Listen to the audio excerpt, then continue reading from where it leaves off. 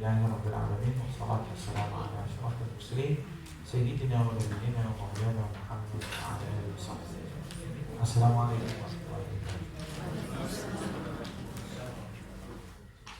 Last week we started our introduction on Ulum al-Quran. Ulum al-Quran is the sciences of the Quran.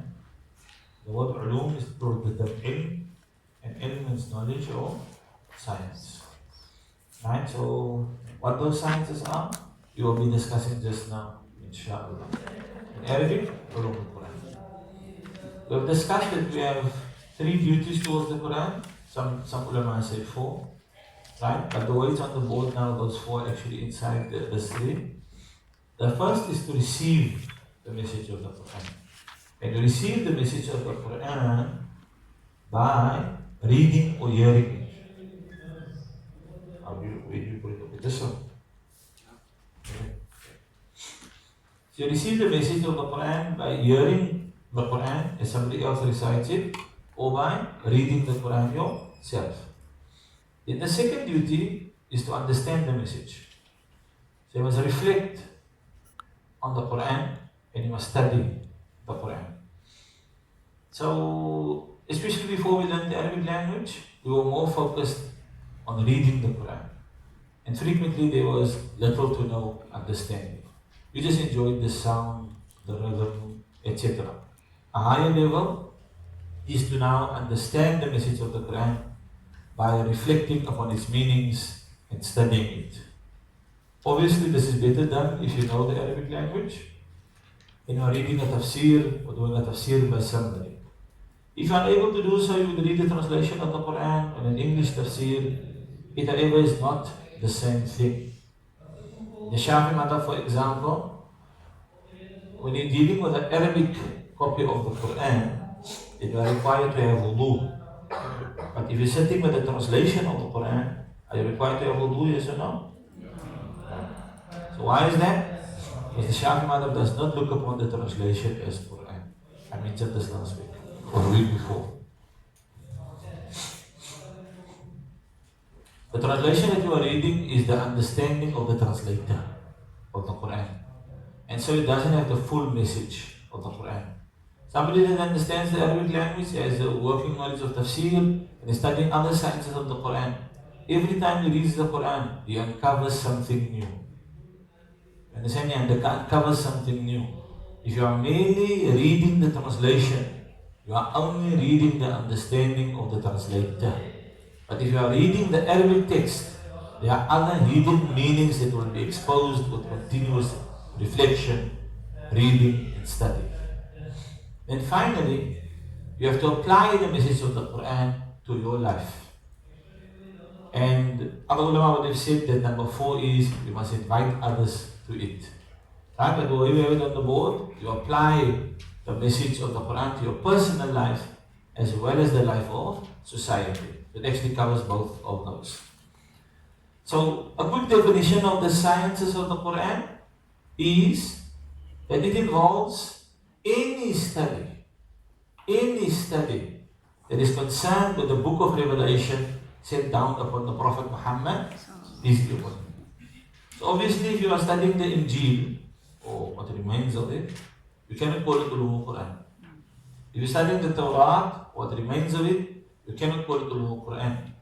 If you are studying Hadith, now Hadith is also what was revealed to the Prophet of Allah. But you also now cannot say that you are studying Ulum al-Quran. Because there is a difference between Hadith and Quran. So even though that is also revelation, it is not the book of revelation that was revealed to the Prophet Muhammad, peace be upon him. So it's any study that is concerned with the book of revelation. Even if it is merely how do you write the Quran in the Arabic language, that also is a study that is dealing with the book of revelation. How do you recite it? That is also a study, and Allah knows best. I just want to quickly this week, inshallah, run through a number of topics or sciences of the Quran and give a brief introduction. Some of these sciences will only be mentioned over here.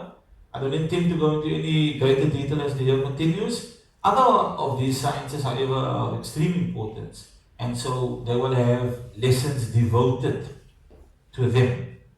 So a brief overview of the major sciences of the Quran. Number one is revelation, the nature of revelation. I discussed this last week. Revelation is basically when Allah speaks to you. Revelation basically is when Allah speaks to you. Why is this important? There are some people, such as in Egypt, that are saying that Muhammad wasn't the messenger of Allah. Muhammad al-Qari. Muhammad was a genius, far ahead of his time, a brilliant mind, with deep insight. You understand? If you said that, then you are saying the Quran, Muhammad is the author.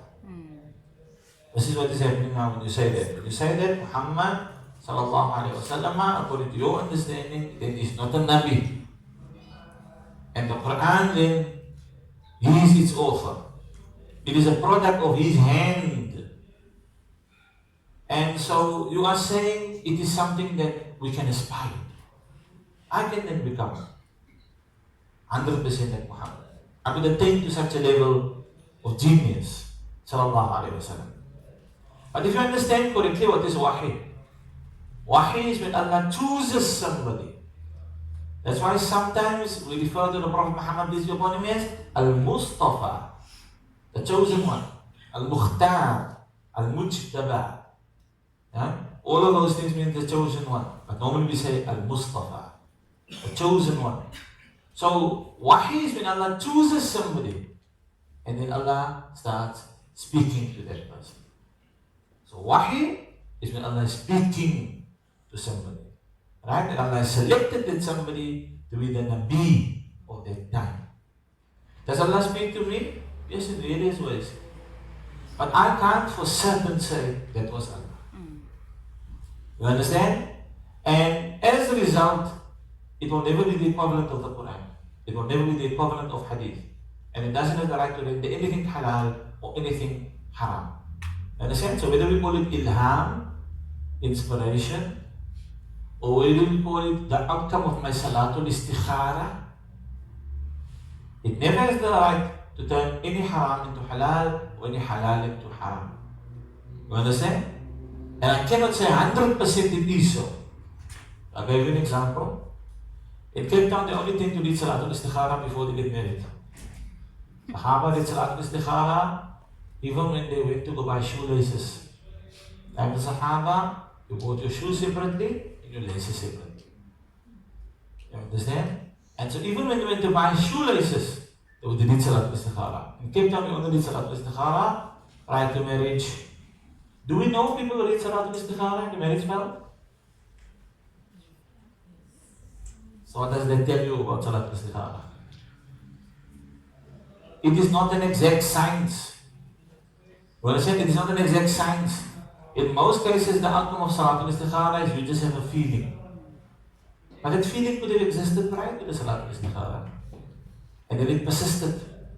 You understand? And now you tell yourself, it's Allah. You don't know for a fact. It's Allah that told you it's okay, marry her. You don't know for a fact. But when Allah speaks to His Nabi knows for a fact. And let's just quickly put it to a test. I think I mentioned this 2 weeks ago as well. Isn't it so that Allah told the Nabi, slaughter your son? Yes.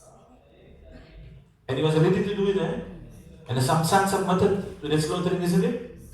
Why? Because they knew it was definitely Allah speaking. If you dream that Allah is telling you, slaughter your son, are you going to be doing it? I do. Huh? If you do it, you're crazy, eh? Crazy. You are not the Nabi of your time. You understand? And that statement there is contrary to the laws of the Sharia of the Nabi of the time. Right? So I just want to quickly point out on that issue, there are people, Captain also, that are saying the time of Moses is ended and it is now the time of Khidr. But what's up with these people? They are conmen. They are conmen. You understand? What is the idea? Acting on the hadith. Some ulama say the hadith read, اتقوا فراسة المؤمن فإنه ينظر من نور الله fear the deep inside of the true believer because he sees with the nur of Allah. The concept is correct. Because it comes in the Quran also. That in it is signs, the mutawassimin, or the sign seekers, the pattern seers. The concept is correct. The question is application. So Nabi Musa had to go meet Khidr to learn that there are other people that have knowledge that you do not possess. You understand? Because he was asked by people who is most knowledgeable, and then he said, I.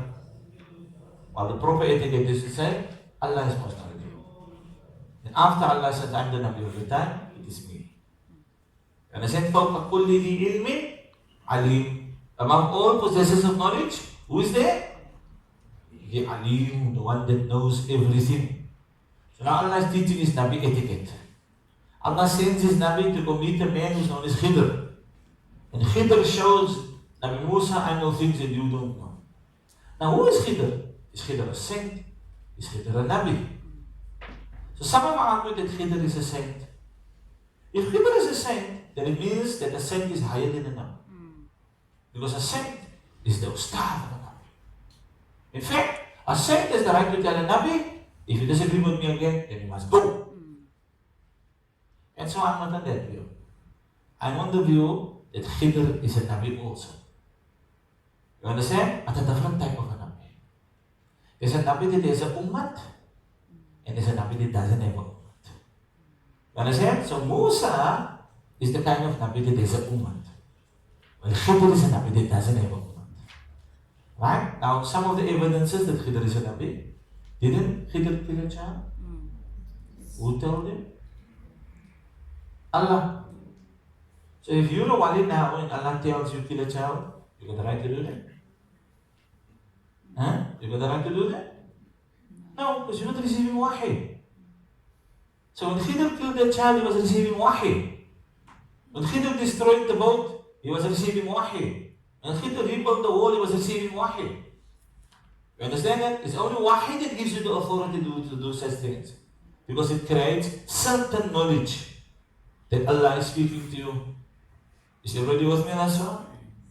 And also, if you're a wali who lives in the age of a Nabi, shouldn't you be following that Nabi?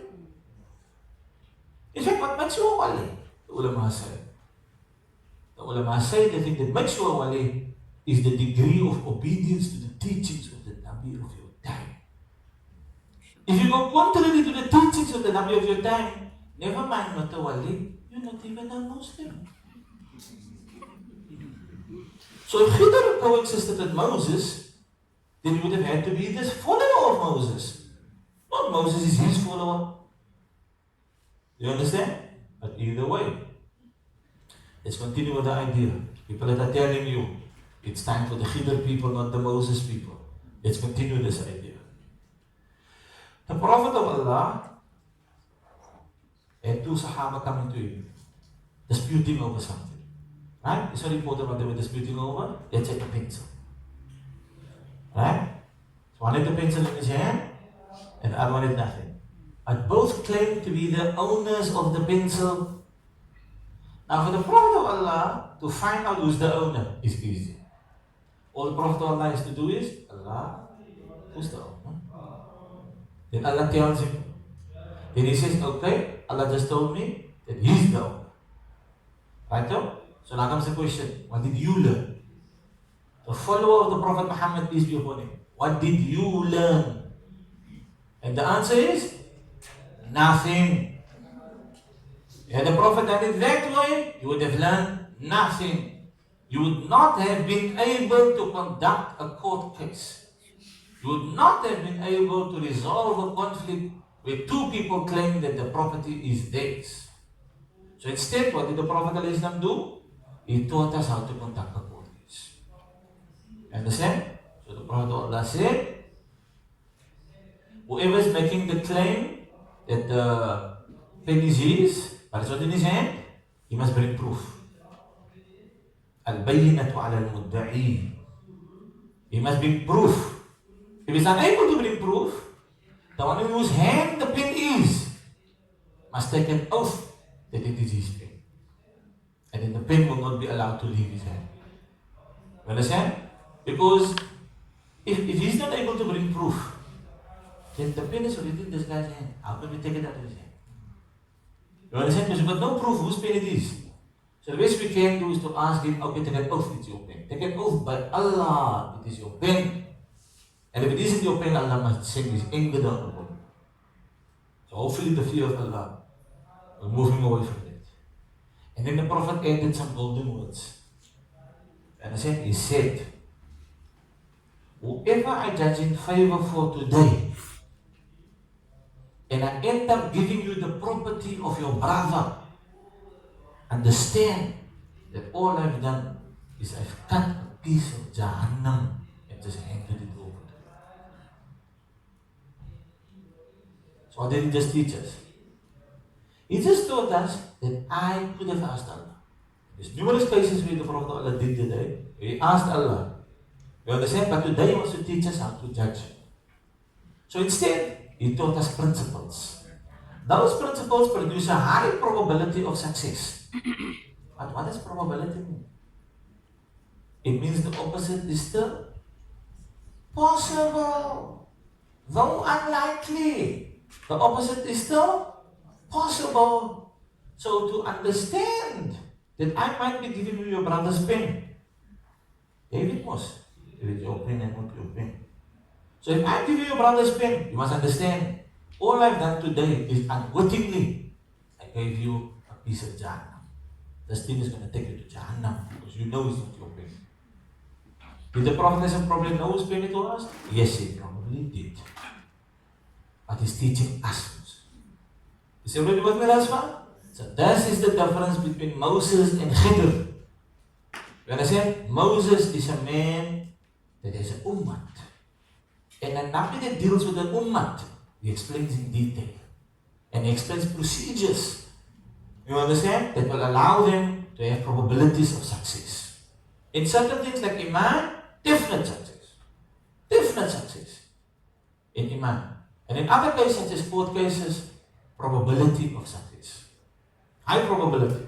But the opposite would still be possible. But Khidr is a Nabi without ummah. He teaches no methodology. You understand? When Moses asked him, why are you breaking the ship? Did he give a reason? No. You understand? Initially he didn't. When he killed the child, did he give a reason? Initially he didn't. You understand? When he built up the wall, did he give a reason? Initially he didn't. At the end he gives you. But then he tells Moses, I don't know, you understand? Because you were supposed to have trust in me. So the people that are telling you, it is no longer the time of Moses, it's now the time of Khidr. They are telling you two things. And both of those things are problematic. Number one, they are telling you, you must no longer follow the Prophet Muhammad, peace be upon him. You must follow me. I got deeper insight than the Nabi of the time. And number two, they are telling you, don't ask me why. Don't ask me why. Because that's Khidr's masala. Don't ask me why. I do what I do. If you ask me why, then you must go. You understand? So it's a nice way to dupe people. Right? It's like Caesar. A Roman soldier asked Caesar, why must we march like that towards our death? They're raining arrows down upon us. Isn't it more strategic to do it like this? Then Caesar told him, it is not yours to ask why. It is yours to do and die. Right? Jesus' mind, there are two humans on earth. His bodies and his brains. The bodies do, the brains think. And Caesar just told the soldier, you are not a brain. You are a body. I am a brain. You understand? So the body listens to the brain, the body does not ask the brain why. You understand? And Allah knows best. So this is not how a Nabi with an ummah operates. You understand? A Nabi that is an ummah, he teaches you procedures. He tells you the whys. Not everyone. You understand? But he tells you the whys. Enough that you require. And Allah knows best. Either way, the entire discussion flows from the concept of revelation. And our revelation stands out above anything else. Whether you call it ilham, whether you call it salatul istikhara, whether you call it what. And I've had many experiences with this, eh? Like, I was in a debate with a Christian one day, and he told me, God told him this. As he's telling me this, Allah tells me, ask him this question. What was the question? Where were you when God told you that? Did he say, in the toilet? And then all the Muslims went, it made such perfect sense. He was getting ilham on the toilet bowl. Then obviously it's Satan. Satan is the one who's telling you these things. But none of the Christians understood that. We're looking around. What's happening with the Muslims? You understand? They create a gedachte op die gemak is. I think it is in Rome. They actually have a sculpture of a guy that's known as the thinking man. And he's sitting on a toilet protection. You understand? Do you see that thing? So that to them is like the best place to think. And by us is the worst place. You understand? You go to the toilet, you do a thing, you go. Don't ponder in the toilet. You understand? That's not the place to reflect. Right? And Allah knows best. Either way, short introduction to Revelation. We might go a little bit more detail on that. I just need you to know the authority of Revelation and the certainty that goes with the Revelation. And that Revelation does not involve ability. Yes, Allah selects the best. When Allah selects for Revelation, He selects the best. You understand? But Revelation is not something you can aspire to. There isn't 1,000 rakah salat I can make every Thursday night and then one day I'm going to get Revelation. There's no dhikr, there's no dua. And one time I'm going to get revelation. Revelation is the prerogative of Allah. And what did Allah say? Or rather, what did the messenger of Allah say? La nabiyya ba'di. There will be no prophet after me. So when He told you La nabiyya ba'di, what did He tell you? He told you there is no revelation after me. Don't let anybody else tell you after this there is a Nabi. Don't let anybody else tell you after this I am receiving revelation. The age of revelation ends here. Right? You see what I do with me? I thought. Second thing we will be discussing is how the Quran was collected. In the life of the Prophet of Allah, various Sahaba were memorizing Quran. Some were Hufar of the entire Quran, meaning whatever was revealed up to that point. And some were even recording the Quran. But you must understand that the Quran was not available in one location as a book. You understand? At the demise of the Prophet of Allah, the Quran was not available in one location as a book. Yes, in the hearts of some men and women. You understand? In the memories. And some had parchments and other small pieces of writing. But it was not available in one location as a book. So Abu Bakr started that process, and Umar and Uthman finished that process off. That is why we speak of the Uthmani copy of the Quran. We speak of the Uthmani script. Right? So that's a thing that we're going to have to discuss. Now you see, Christians have got a problem.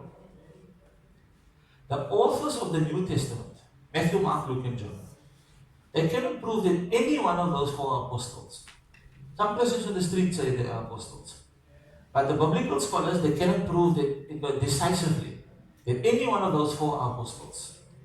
The best estimates is that those books were written 200 years after the demise of Jesus. It's cast doubt now on the authenticity of the book. So what they do is they want to try and make a similar argument about the Quran and a similar argument about Hadith.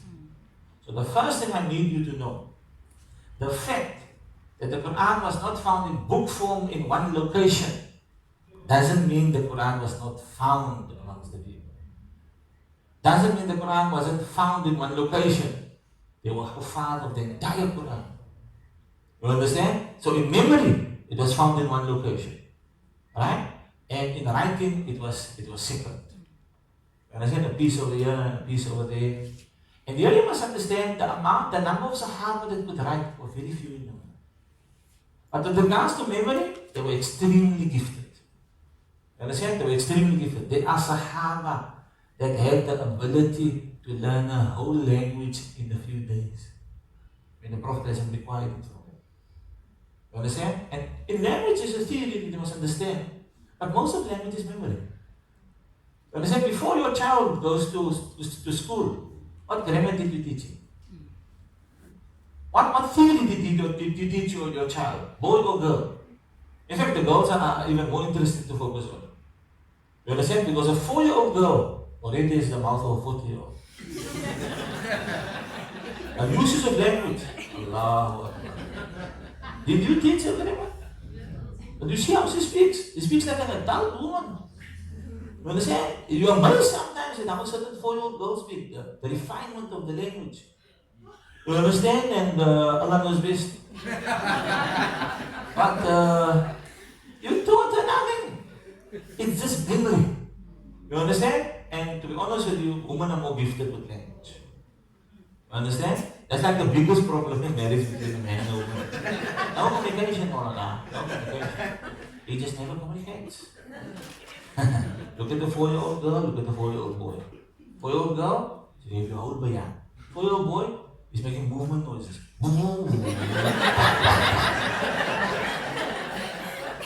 Just think about that thing when you say your husband doesn't communicate. Just think about that thing. Anyway, so we will be discussing the collection of the Quran. There's a book that I truly recommend, and I will come back to the book further on. Then, the order and arrangement of the Quran. So, which surah should be put in the Quran first? What should it be followed with? You understand? So, sometimes verses were found in parchment separately. How would you know that that verse is supposed to be put into that surah? You understand? And it's supposed to be put at that location. You understand? So, all of this is actually based upon wahi, revelation. You understand? When the Prophet tells them, put this there, put that there.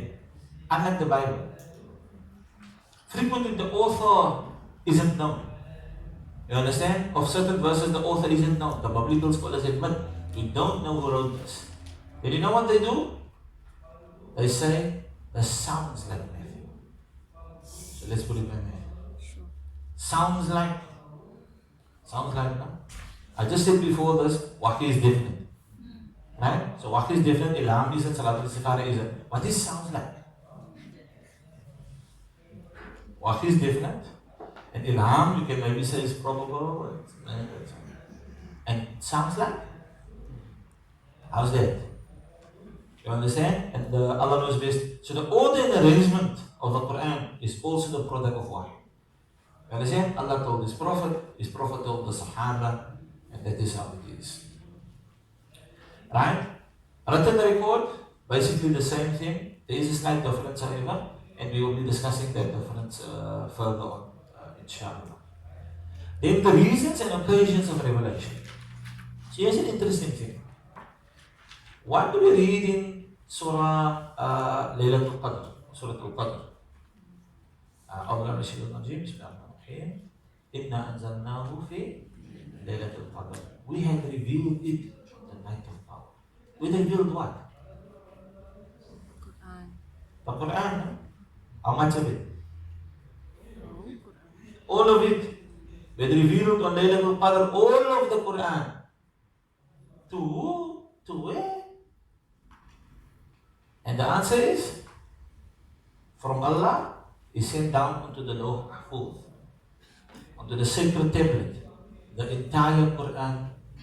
And then from that night, the Quran started coming down on the Prophet Muhammad, peace be upon him, over a period of 23 years. You understand? But now the question is this. Why does the entire Quran go to the Dawrah Mahfuz on that night, but not directly to the Prophet? Why doesn't Allah just reveal the whole book to the Prophet? What time? Why must the whole Quran be revealed over 23 years? So this is the issue. If the Quran was revealed one shot onto the Prophet Muhammad, peace be upon him, and then he gave it to his people just like that, the Quran would be divorced from the realities of the lives of those Sahaba. You understand? It would be divorced from the realities of their lives.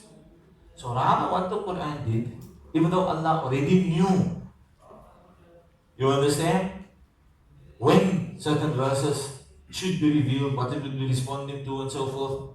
Allah first waited for that thing to happen. And then Allah said down the verse. So, يَسْأَلُونَكَ عَنِ الرُّوحِ. They ask you about the soul. قُلِ الرُّوحُ مِنْ أَمْرِ رَبِّي. Say to them, the soul is of the matter of my Lord, meaning no human truly understands the soul. Only Allah understands. So you must understand that Allah said they revealed the Quran unto Laylatul Qadr. That ayah was also revealed in Laylatul Qadr. Onto Alawh al-Mahfuz. Did they ask the question? Huh? So ayah that says they are asking you about the soul. Saying to them, the soul is of the matter of my Lord. That was already sent down to the Alawh al-Mahfuz, right? But did they ask the question yet? They didn't. You understand? And at a certain time they asked the question, then Allah sent down that verse from the Alawh al-Mahfuz to the Prophet Muhammad, peace be upon him, to answer the question now. So what is it now? Now Wahy is done. Wahy is meeting our needs as difference. You understand the difference? Between just sending the old one down beforehand, and now people have to wonder, what does this mean? Who asked this question? Nobody asked the question yet. You understand? So first, we have the Jews planning to oust the Prophet. Planning to prove that he is a false prophet, asking these questions. If he answers these questions, then that is what the Nabi would know and answer. And if he answers this question, what is the soul? Then it's imposter. Because other Nabis have taught that the soul is the matter of our Lord and no one knows the meaning. Right now? If these verses were revealed beforehand, would that plot have happened? It wouldn't have happened. You understand? And they wouldn't have been dumbfounded as to how could he know? How could he know? How could he get it all right? And then probably one of them said, obviously because he is a Nabi. When he got it wrong, the entire idea was to prove that he's a false Nabi. So if he gets it right, then what does that mean? Logically, it now means he is a Nabi.